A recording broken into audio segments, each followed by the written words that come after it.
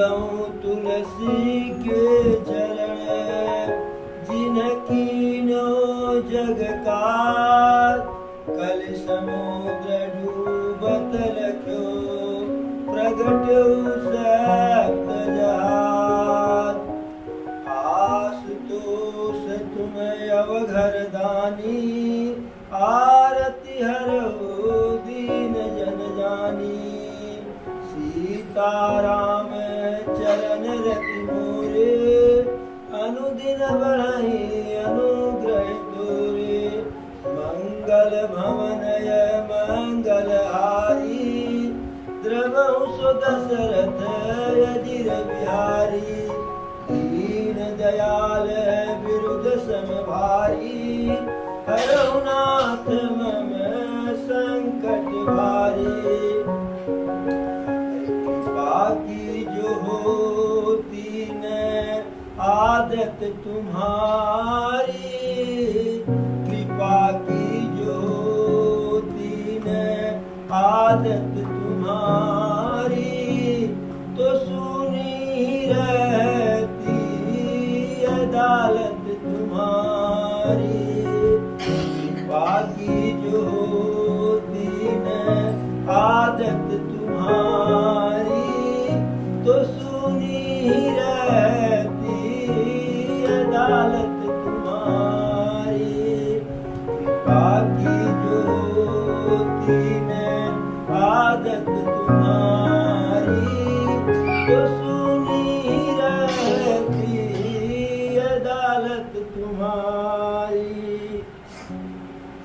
समुझ मोर करतूत कुल प्रभु महिमा जिय जोय जो न भजई रघुबीर पद जग विधि वंचित सोय। केवट राज निषाद से जब भरत जी उसका हाल चाल पूछे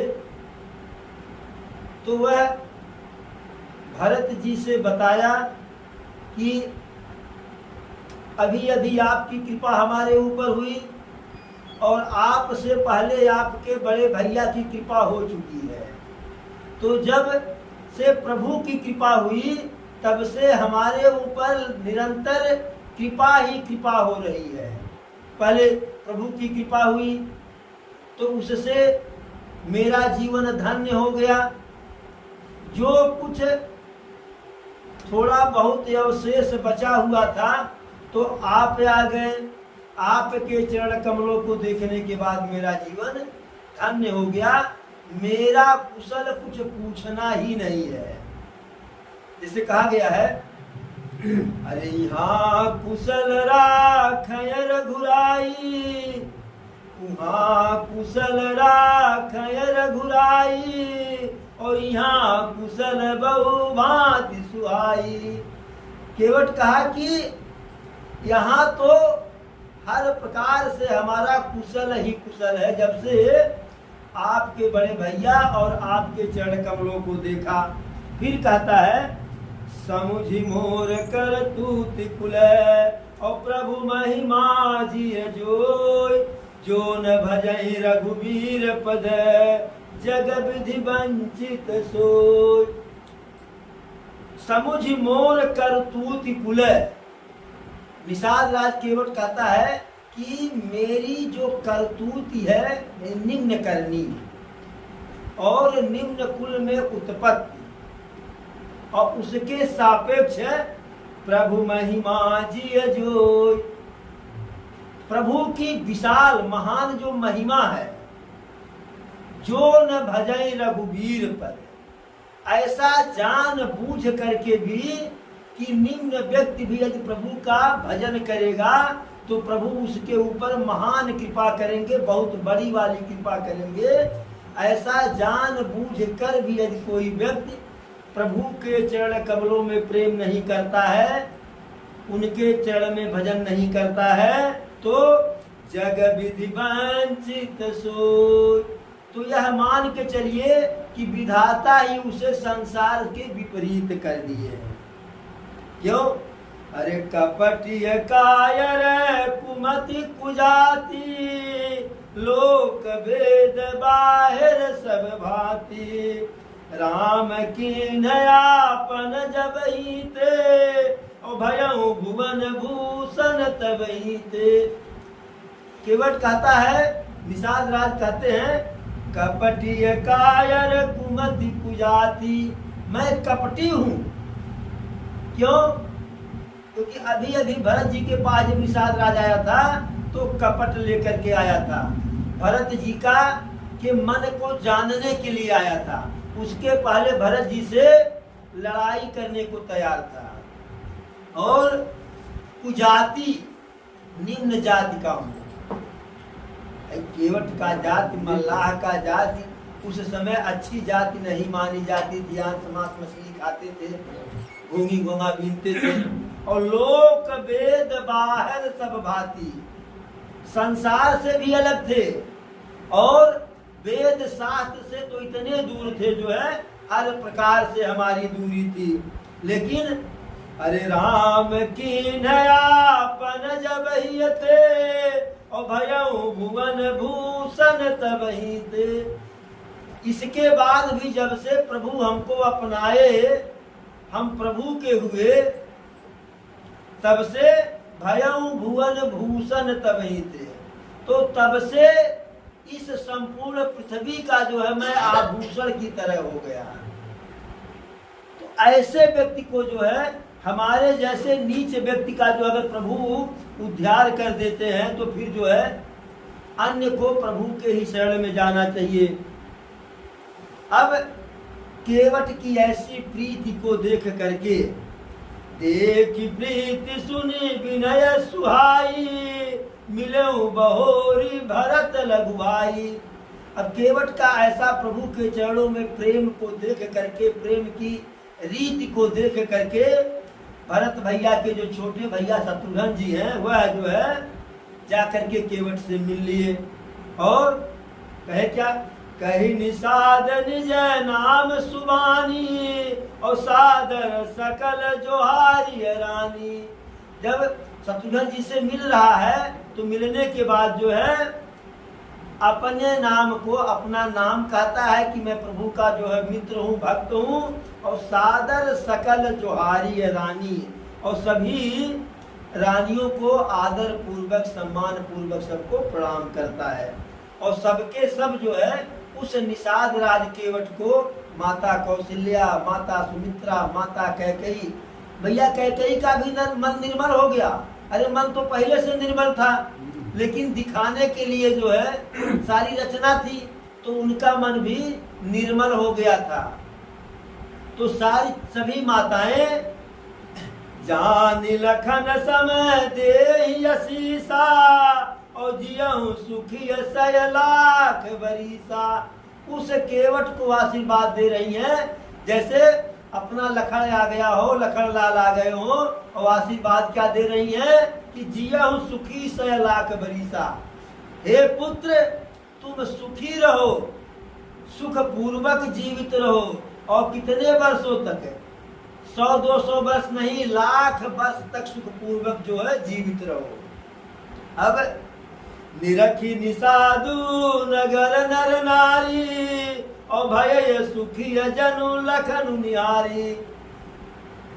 प्रभु के भजन का यह प्रभाव है, मात्र प्रभु के भजन का प्रभाव है कि निषाद राज को देख करके अवधपुरी के सभी नर नारी जो है ऐसे सुखी हुए, ऐसे संतुष्ट हुए, ऐसे प्रसन्न हुए जैसे कि लक्ष्मण भैया को देख रहे हैं, लखन लाल को देख रहे हैं।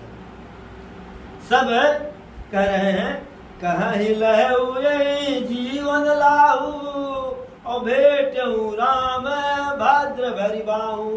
लोग कह रहे हैं जीवन का लाभ तो यही पाया, हम सब तो जीवन के सुख से दूर हो गए क्योंकि प्रभु छोड़ के चले गए।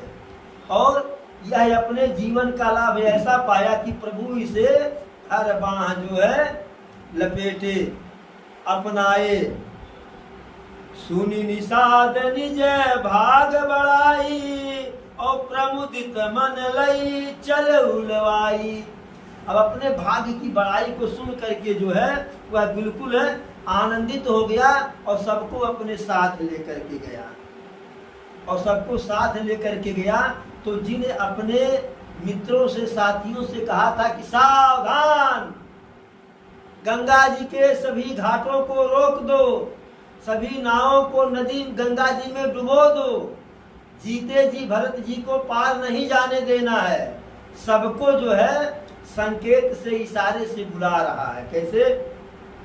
अरे सन कार्य सेवक सकल और चले स्वामी रुख पाय, घर तरु तर सर बाग बन बास बनाय निजाय। इशारे इशारे में अब कैसे कहे कि अब तुम लोग आ जाओ। संकेत से बुलाया कि भरत भैया जो है प्रभु से मिलने ही जा रहे हैं, उनके चरणों का दर्शन करने जा रहे हैं। इशारे इशारे में कहा कि आओ और इनके रहने की उत्तम व्यवस्था करो, पेड़ के नीचे बनाओ, घर के नीचे बनाओ, कहीं बनाओ, लेकिन इतने लोग हैं सबके विश्राम की व्यवस्था करो। अब श्रृंगबेरपुर भरत दीख जब और भेषने है सब अंग शिथिल तब। इसके बाद जब भरत जी आगे बढ़े, श्रृंगबेरपुर देखे, उस गंगा तट को देखे जहाँ पे प्रभु जो है स्नान किए थे, उसका नाम ही पड़ गया कि राम घाट। तो सोहत दिए निषाद ही लागू और जनु तनु धर विनय अनुरागू। अब उस श्रृंगबेरपुर की तरफ जब भरत भैया जाने लगे तो अपना ऐसे हाथ निषाद राज केवट के जो है गर्दन पे रख करके से गलबनिया करके चल रहे हैं। तो देखने पे कैसे लग रहा है जैसे साक्षात प्रेम। अरे निषाद राज का प्रेम भरत भैया के प्रति और भरत भैया का प्रेम निषाद राज के प्रति। तो ऐसा नहीं मालूम हो रहा कि दो लोग हैं, ऐसा मालूम हो रहा है कि दोनों प्रेम का ही शरीर धारण किए हुए आगे बढ़ रहे हैं। और यही विधि भरत सेनु सब संगा और दीख जाई जग पावन गंगा। इस प्रकार भरत जी संपूर्ण अयोध्यावासी सेना के साथ जाकर के गंगा मैया को देखे। जो है कौन किस गंगा मैया को? जाय देख जग पावन गंगा, जो संसार को पवित्र करने वाली गंगा मैया है, संसार के विकार को दूर करने वाली है, संसार के पापियों के पाप को समाप्त करने वाली है। ऐसे गंगा मैया का दर्शन किए सभी लोग। जब दर्शन किए तो उस घाट का दर्शन किए जिस घाट पे प्रभु स्नान किए थे, जलपान किए थे, विश्राम किए थे। राम घाट कह कीन प्रणामू और भा मनु मगन मिले जनु रामू। उस घाट को गंगा जी के सभी लोग प्रणाम किए और इतना प्रसन्न हुए कि जैसे मालूम पड़ा कि राम मिल गए हो।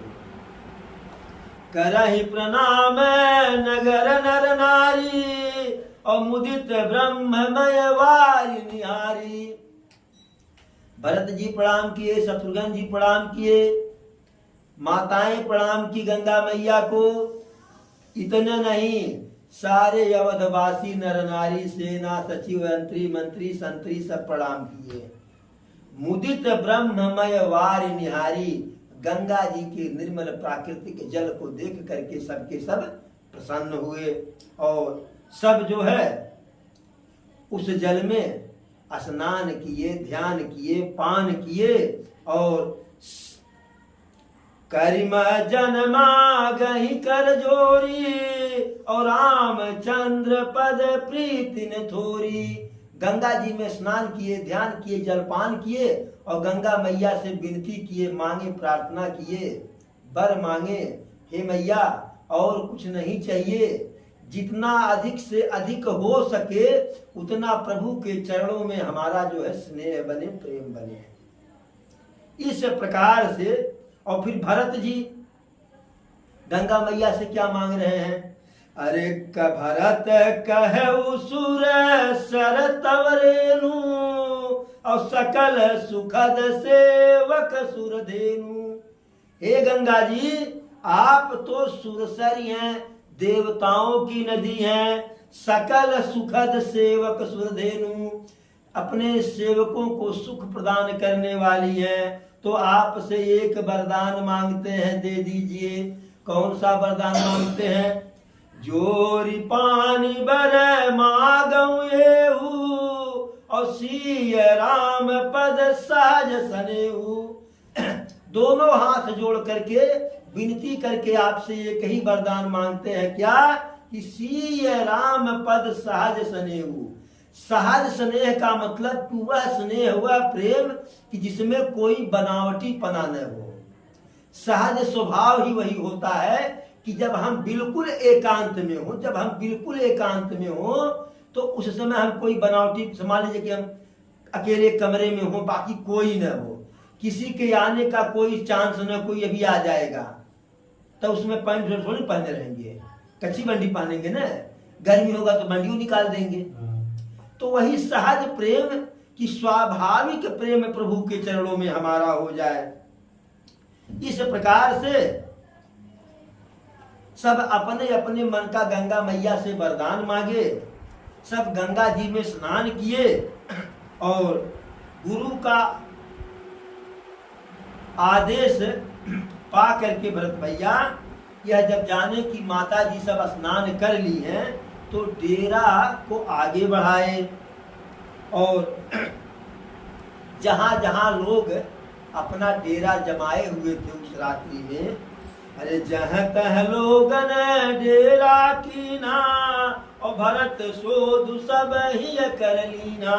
सबका हाल चाल लिए और सुर सेवा करी आय सुपाई और राम मातु पही गए दो भाई। सबका हाल चाल ले करके सभी देवी देवता को आदर करके, सभी देवी देवता का पूजा करके जो है राम मातु पही गे दो भाई। भरत जी और शत्रुघ्न जी माता कौशल्या के पास गए। वहां गए तो क्या हुआ? अरे चरण चापी कही मृदुबानी और जननी सकल भरत सन्मानी। सभी माता सुमित्रा, माता कौशल्या के चरणों को दबा दबा करके मीठी बाणी में सबका सम्मान किए। क्या और किए क्या? भाई है सौंपी मातु सेवकाई अवा पुनिषाद लीन बुलाई। शत्रुघ्न भैया को भरत जी माता जी के लोगों के पास छोड़ दिए कि आप बाबू यहाँ रुको और सारी माताएं दुखी हैं, इनका देखभाल करो। और निषाद राज को बुला करके आगे लेकर के चले गए जो है। तो आगे जब चल रहे हैं तो चले सखा कर सो कर जोरे और शिथिल शरीर सनेहन थोरे। अब आगे जा रहे हैं, जहां जहां प्रभु रुके थे, ठहरे थे, उनके जहां जहां चरण पड़े थे उन सारी जगहों से भरत जी को ऐसा विशेष अनुराग हो गया था कि भरत जी जा रहे हैं तो दोनों हाथ जोड़ करके जा रहे हैं। उनको लगता है कि वहां प्रभु रुके ठहरे थे तो प्रभु वही है और उनका शरीर बिल्कुल शिथिल हो गया है स्नेह के मारे। और कहते हैं कि अरे पूछत सखई सुठाव देखाऊ और नेकु नयन मन जरनी जुड़ाऊ। हे मित्र, मुझे वह जगह दिखाओ जहां जहां हमारे भैया विश्राम किए थे, उस स्थान को देख करके मैं अपने नेत्र और हृदय के जलन को थोड़ा सा ठंड कर लूं। ऐसा कहते हुए कौन सी जगह? अरे जहाँ सिय राम लखन निस सोए और कहत भरय जल लोचन कोए। कि उस स्थान को दिखाओ जहाँ पर रात्रि में सीता, राम और हमारा छोटा भाई लक्ष्मण विश्राम किए थे। और ऐसा कहते हुए भरत भैया के नेत्रों के कोने में आंसू आ गया और भरत जी के ऐसा प्रेम और ऐसे व्यवहार को देख करके निषाद राज भी बिल्कुल विषाद से दुख से ग्रसित हो गए और उस स्थान पर ले गए जहाँ वह विश्राम किए थे। चह से सुपा पुनीत तरह और रघुबर की विश्राम अति स्नेह सादर भरत कीन दंड प्रणाम। जिस अशोक जिस अशोक वृक्ष के नीचे प्रभु विश्राम किए थे उस अशोक वृक्ष के नीचे निषाद राज भरत जी को लेकर के जाता है और प्रेम पूर्वक भरत जी उस स्थान का प्रणाम करते हैं और जिस उसकी साथरी पर प्रभु विश्राम किए थे, सीता मैया विश्राम की थी, उस साथरी को देख करके भरत जी बिल्कुल जो है व्याकुल हो गए। व्याकुल क्यों हुए जो है कि सीता जी वनवासी के वेश में नहीं गई थी। भरत राम जी और लक्ष्मण जी गए थे जब सीता को के श्रृंगार को कैकेयी उतारना चाहिए तो तुरंत जो है लोगों ने टोक दिया, वशिष्ठ जी ने टोक दिया कि तुम राम का बनमाही हो, सीता को जो है आभूषणहीन नहीं कर सकती हो। तो सीता जी गई थी तो जो साड़ी इत्यादि पहनी थी उसी को पहन करके गई थी। अपने वस्त्र सीता जी बदली थी कब? जब माता अनसुईया के आश्रम में गई थी। तो सीता जी के वस्त्रों से भाई रत्न जड़ित वस्त्र था, मोती जड़ित वस्त्र था, तो जो उन वस्त्रों से जो एक दो ठो मोती गुड़िया गिर गया था उसे भरत जी उठा करके देखे और कह रहे हैं, हे निषाद राज, हे मित्र, यह जो आभूषण है माता सीता से अलग होने के बाद उसी प्रकार प्रभावहीन हो गया है, इसकी सुंदरता समाप्त हो गई है जैसे प्रभु के जाने के बाद जो है अयोध्यावासी निस्तेज हो गए हैं, ऐसा कहे जो है। और फिर कहते हैं कि यह देखिए विधि का विधान, मेरी माता का कुटिलपन जो मेरे कारण से हुआ, मैं हर कारण का उसमें कारण के लिए जिम्मेदार हूँ। सीता जनक जी की पुत्री हैं, जनक जी के भोग और योग का इस दुनिया में कोई जो है उदाहरण नहीं।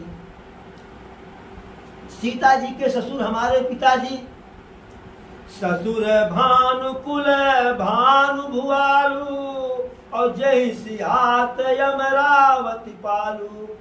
अरे माता जानकी के ससुर भानुकुल भान यानी भानुकुल के सूर्य अर्थात सूर्य वंश के सूर्य, सूर्य वंश के राजा, और जय सिहात अमरावती पालू, जिनके ऐश्वर्य और वैभव को देख करके स्वयं देवराज इंद्र भी जो है ईर्ष्या करते थे कि मेरे पास ऐसा वैभव नहीं है। और प्राणनाथ रघुनाथ गोसाई और जो बड़ होत सो राम बड़ाई, जिनके पति प्रभु श्री राम जैसा पति जिनके पास हो, और इस संसार में बड़प्पन वही पाता है, श्रेष्ठ वही होता है, बड़ा वही होता है कि जिसे प्रभु बड़ाई देते हैं।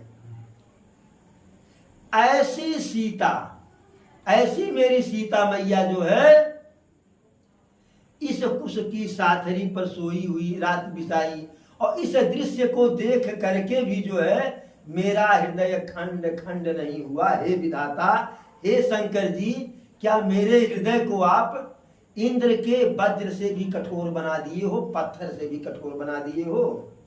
फिर कहते हैं भरत जी, अरे लालन जोगु लखन लघुलो ने और भेन भाई होने।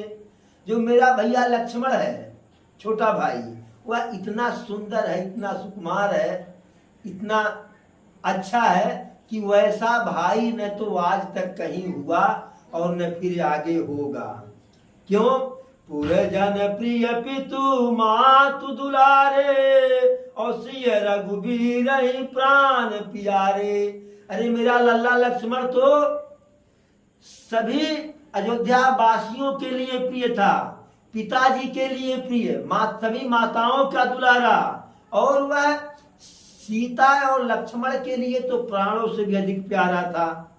मृदु मूरति सुकुमार सुभाऊ और तात बाऊ तन लागन काऊ।